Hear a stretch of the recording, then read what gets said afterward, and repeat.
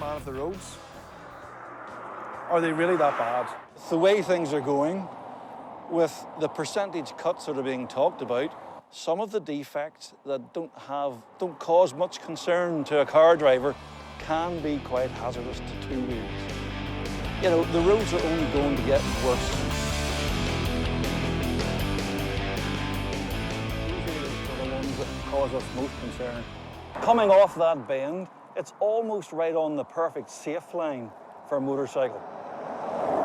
And any motorcyclist could hit that. That could throw someone off. And then quickly followed by another one. And then you're getting a double rump here. Quickly followed by more on the other side.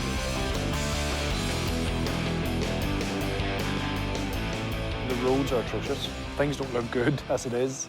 Since about 2014, we've been running what we call a limited service policy on essential maintenance. So that's all the stuff like potholes, verges, gully emptying, signs, road markings, all that kind of stuff that's heavily safety focused.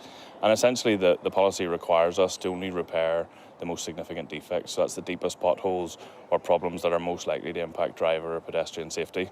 We do it simply because we don't have the money to do more.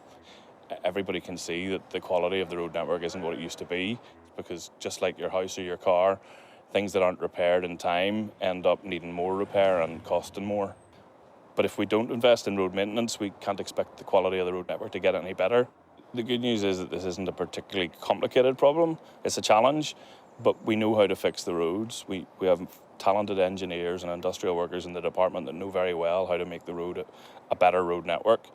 Northern Ireland can have whatever road network it's willing to pay for, and ultimately we just need to decide what level of service we want from our roads. Fortunately, it looks like currently the hole in the budget is as big as the holes in the tarmac.